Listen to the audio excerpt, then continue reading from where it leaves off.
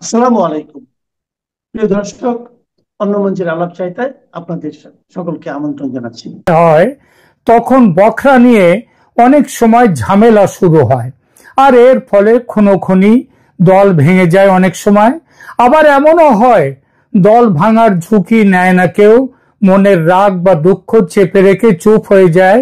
কারণ তারা বোঝে দল ভাঙলে যা করে কমে খাচ্ছে, যেটুকু করে কমে খাচ্ছে সেটাও থাকবে না, খাবে কি? সুতরাং থিওরি অফ নেসেসিটি তাদের এক করে রেখে দেয়, একসাথে রাখে। কথাগুলো মনে পড়ল বাংলাদেশের বর্তমান অন্তরীণ সরকারের কাজকর্ম দেখে। ডাকাত দলের সঙ্গে তুলনা করলে এবং দেশকে লুটের মাল বললে আপত্তি করতে পারেন অনেকেই, এটা আমি জানি। তবে আপত্তি করলেও সত্যিটাকে তো চেপে রাখা যায় না। আর সেই সত্যি কথা বলতে গেলে বলতে হয়, যেভাবে বিএনপি, জামায়াত, এনসিপি সবাই সবাই দেশের জন্য ঝাঁপিয়ে পড়েছে, তাতে আর একটা উপমা মনে পড়ে, সেটাও খুব লাগে, এখানটায় কাজে লাগে। সেটা হচ্ছে শকুন কাঁদে গরুর শোকে। ব্যাখ্যা দিই কেন এমন বলছি, তার ব্যাখ্যা। বাংলাদেশে মোহাম্মদ ইউনূসের পর অন্তর্বর্তী সরকারের আমলে ক্ষমতা, পদ ও সুবিধা ভাগাভাগি নিয়ে রাজনৈতিক দলগুলোর মধ্যে তীব্র দ্বন্দ্ব, বিশেষ করে বড় তিনটি দলের মধ্যে। তারাই ফোর ফ্রন্টে এখন। এবং এই তীব্র দ্বন্দ্ব এবং পারস্পরিক অভিযোগ, পাল্টা অভিযোগ, এসব কথা খুব একটা যে গোপন আছে এখন, এমন নয়।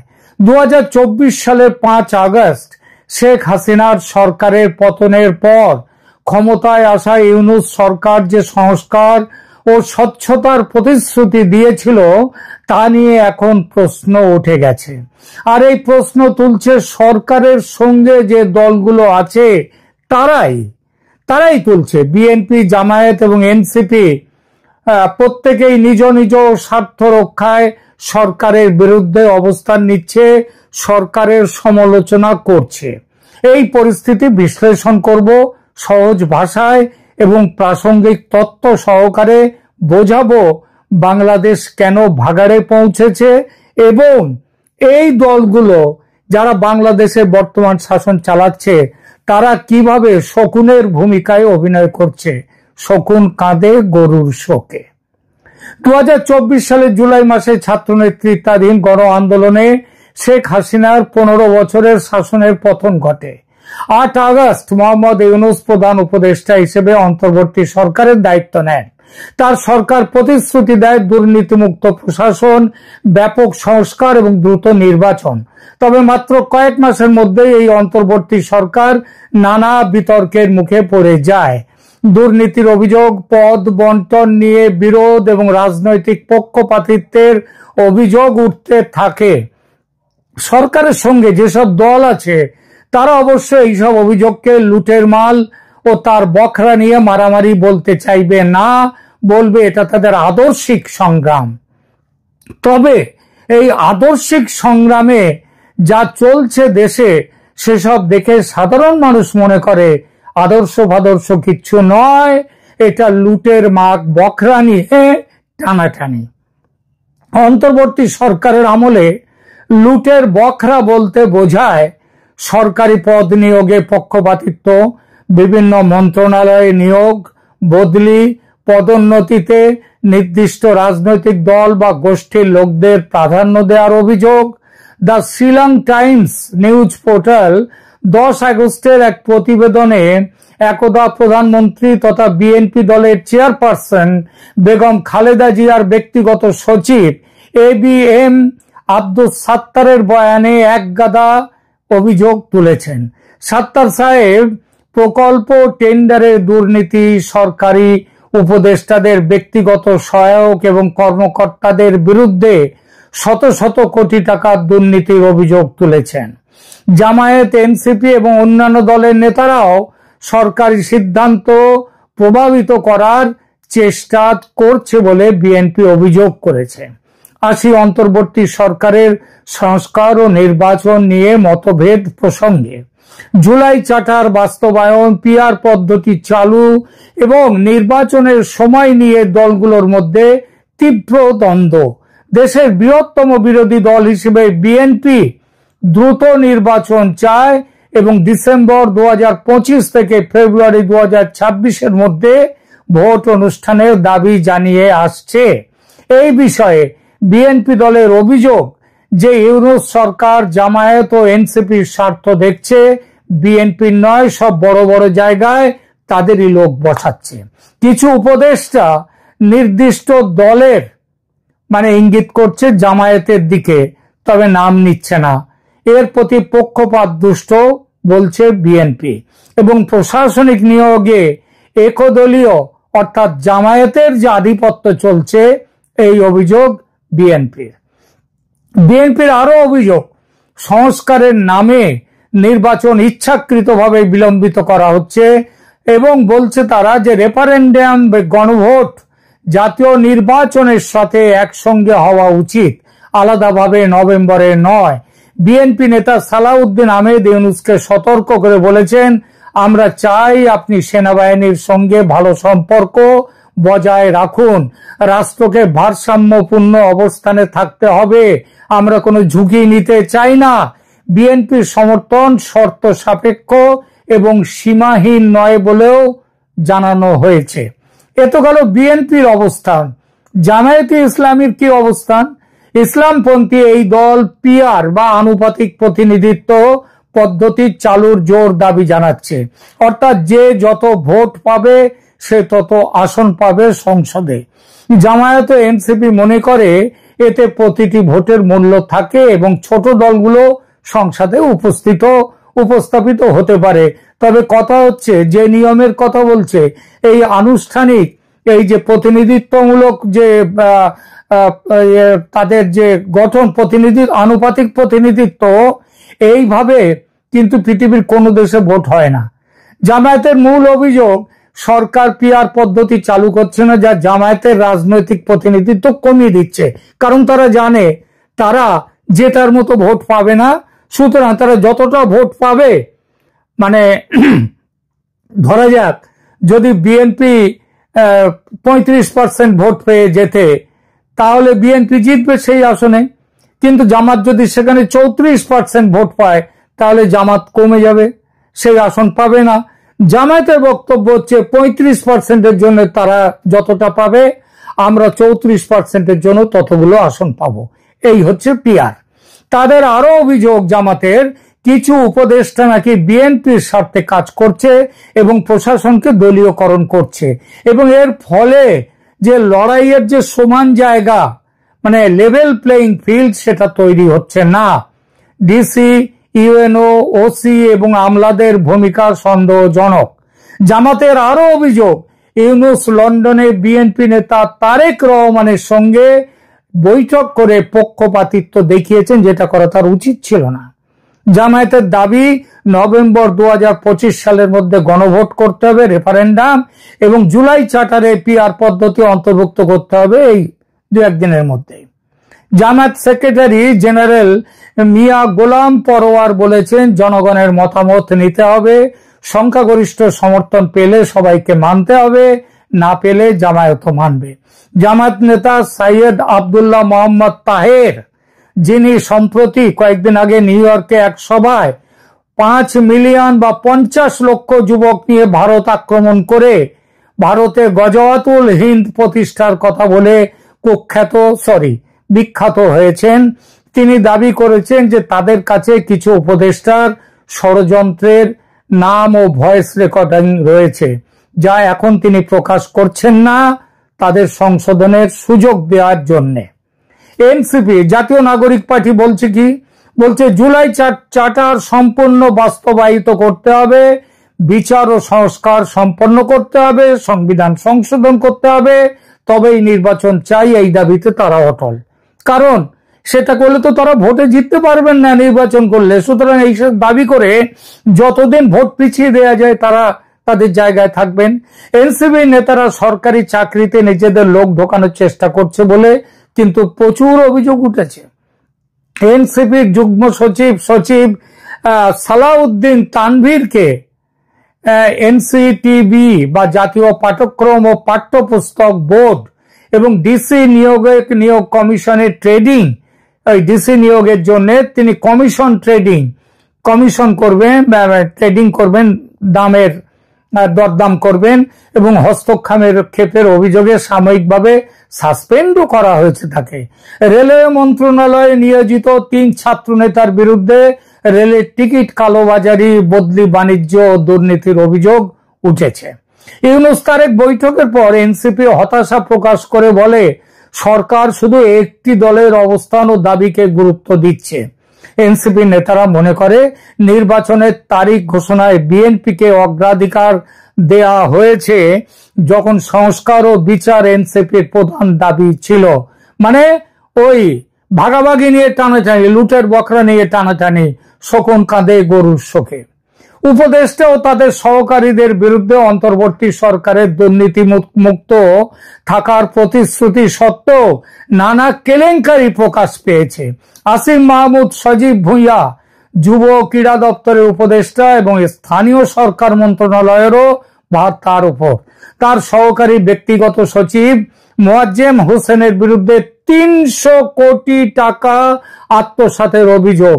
মিনি স্টেডিয়াম প্রকল্পের খরচ 12 বিলিয়ন টাকা বৃদ্ধি করা হয়েছে, 158% বাড়ানো হয়েছে। এই ব্যাপারে চাপ দেওয়ার ব্যাপারে অভিযোগও এই মহাবিপ্লবী ছাত্র নেতা আসিফ মাহমুদ সজীব ভুঁইয়ার নামে। তার পিতার বিরুদ্ধে সন্দেহজনক পরিস্থিতিতে সরকারি ঠিকাদার লাইসেন্স পাওয়ার অভিযোগ আছে, যার জন্য আসিফ প্রকাশ্যে ক্ষমা চাইতেও বাধ্য হয়েছেন। এছাড়াও বিস্তর অভিযোগ এই উপদেষ্টার ফুর্তি ফার্তার, ওইসে কি হাঁসটাস মাঝরাতে না শেষ রাতে হাঁস কেটে তার মাংস খাওয়া, এইসব নিয়ে যাক নিজে চাঁদাবাজি করতে গিয়ে ধরাও পড়েছেন এই উপদেষ্টা। বিএনপি চেয়ারপারসন খালেদা জিয়ার সচিব ABM আব্দুস সাত্তার অভিযোগ করেন, আমি অন্তত 8 জন উপদেষ্টার সীমাহীন দুর্নীতির প্রমাণ দিতে পারি। কোন পদে নিয়োগ বা বদলি তাদের খুশি না করে হয় না, মানে টাকা না দিয়ে হয় না। এক উপদেষ্টার APS এর অ্যাকাউন্টে 300 কোটি টাকা পাওয়া গেলেও তার বিরুদ্ধে কোনো ব্যবস্থা নেওয়া হয়নি, তার বিরুদ্ধে FIR হয়নি, তাকে জেলখানায় পাঠানো হয়নি, গ্রেপ্তার হয়নি। সরকারি গাড়ির অপব্যবহার অজস্র। বহু উপদেষ্টা নিয়ম বহির্ভূত ভাবে একাধিক গাড়ি ব্যবহার করছেন ব্যক্তিগত কাজে। এমনকি গাড়ি করে যে জায়গায় 3-4 ঘন্টায় যাওয়া যায় সেখানে হেলিকপ্টারে যাচ্ছেন এবং সেখানে রেড কার্পেট বিছিয়ে দেওয়া হচ্ছে তাদের অভ্যর্থনার জন্য। তো এইসব কাজে ইউনূসের নিজের প্রতিষ্ঠান, ইউনূস নিজেও কম যান না। তিনি গ্রামীণ ব্যাংককে 5 বছরের কর ছাড় দিয়েছেন এবং গ্রামীণ কল্যাণকে এখান থেকে নিজের জন্য 666 কোটি টাকা করের অব্যাহতি তিনি আদায় করে নিয়েছেন। ক্রিপ্টো কারেন্সিতে সম্পদ লুকানোর অভিযোগ আছে। কিছু তথ্যসূত্র দাবি করেছে যে সরকারি কর্মকর্তা ও ছাত্র নেতারা বিটকয়েনে লাখ লাখ ডলার জমা করেছেন। তাদের কতটা জমা, ছোটখাটো একটু হিসাবটা দিয়ে দিই। নাহিদ ইসলাম, তার নামে আছে 204.64 BTC, যার বাংলাদেশি টাকায় যার পরিমাণ হচ্ছে প্রায় 220 কোটি টাকা তিনি জমা রেখেছেন। আসিফ মাহমুদ 113 BTC, তার হচ্ছে তার টাকার প্রমাণ কত হচ্ছে প্রায় 100 কোটি টাকার ওপরে। শফিকুল আলম ইউনূসের যে প্রেস সেক্রেটারি, যাকে অনেকে আবার আদর করে ডাস্টবিন শফিক বলেন, তিনি রেখেছেন 93.06 BTC মানে বিটকয়েন, যার মূল্য $10 মিলিয়ন, মানে $1 কোটি। মানে বাংলাদেশের হিসাবে দেখুন এবার কত কোটি টাকা হয়। যদিও এই তথ্য নিশ্চিত নয়, তারা বলতেই পারেন, কারণ প্রমাণ নেই, তবুও এটা গুরুতর আলোচনার জন্ম দিয়েছে। সবচেয়ে বড় কথা, এই অভিযোগের সত্যতা নির্ণয় করতে সরকার কিন্তু কোনো ব্যবস্থা নেয়নি। জুলাই চার্টার ও রেফারেন্ডাম নিয়ে দ্বন্দ্ব, সেখানে দেখুন জুলাই চার্টার, জাতীয় চার্টার হলো 33টি রাজনৈতিক দলের মধ্যে সাংবিধানিক নির্বাচনী প্রশাসনিক সংস্কার বিষয়ে ঐকমত্যের ভিত্তিতে প্রণীত একটি ঘোষণাপত্র। আজকালের মধ্যেই সেটা বাইরে ঘোষণাপত্র জারি করার কথা, সব সই সাবুত করে। এতে 28টা পয়েন্ট রয়েছে, যার মধ্যে আছে 84টি প্রস্তাব। অর্ধেক সাংবিধানিক সংস্কার সংক্রান্ত, মানে সংবিধানকে ওলটপালট করে দেয়া। রাজনৈতিক দলগুলির 60% দল এই চার্টারে স্বাক্ষর করতে রাজি হয়নি। আসা যাক রেফারেন্ডাম বা গণভোট প্রসঙ্গে। নভেম্বর 2025 সালে নির্বাচনের আগে রেফারেন্ডাম চায় জামাত ও এনসিপি। তারা বাংলাদেশের সংবিধান, বাংলাদেশের গণতন্ত্র খোল নলচে পাল্টে দিতে চায়। বিএনপি আবার রেফারেন্ডাম নির্বাচনের সাথে, বিএনপি কিন্তু বলে এটা করতে হবে ফেব্রুয়ারিতে 2026-এ, ভোট এবং গণভোট দুটো একসাথে হবে, তাতে অর্থের সাশ্রয় হবে। পিআর পদ্ধতির অন্তর্ভুক্তি। জামাত দাবি করছে জুলাই চার্টারে পিআর পদ্ধতির প্রস্তাব রেফারেন্ডামে রাখতে হবে। বিএনপি ও জাতীয় পার্টি সংবিধান অনুযায়ী নির্বাচন চায়, পিআর নিয়ে তাদের মত নেই। জাতীয় ঐক্যমত্য কমিশনের ভূমিকা কি? কমিশন 15-16 অক্টোবর এই আজকালের মধ্যে চার্টার চূড়ান্ত করার পরিকল্পনা করেছিল, তবে চূড়ান্ত খসড়ায় চূড়ান্ত মতবিরোধের বিষয়গুলো থাকায় দলগুলোর মধ্যে বিভেদ থাকছে এবং তার জন্য সেটা জারি হবে না। বিএনপি ও তার সহযোগীরা 11টা ভিন্ন মতের নোট দাখিল করেছে, যার মধ্যে বিএনপির একার হচ্ছে 9টি।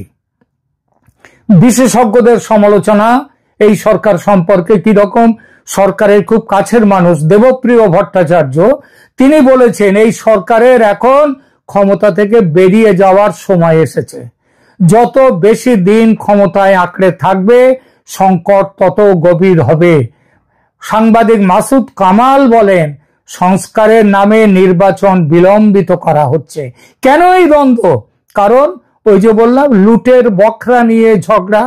অন্তর্বর্তী সরকারের আমলে এই লুটের বখরা নিয়ে দ্বন্দ্ব মূলত 4টি কারণে। 1, ক্ষমতার শূন্যতা, অনিশ্চয়তা। হাসিনা সরকারের পতনের পর ক্ষমতার শূন্যতা তৈরি হয়েছে।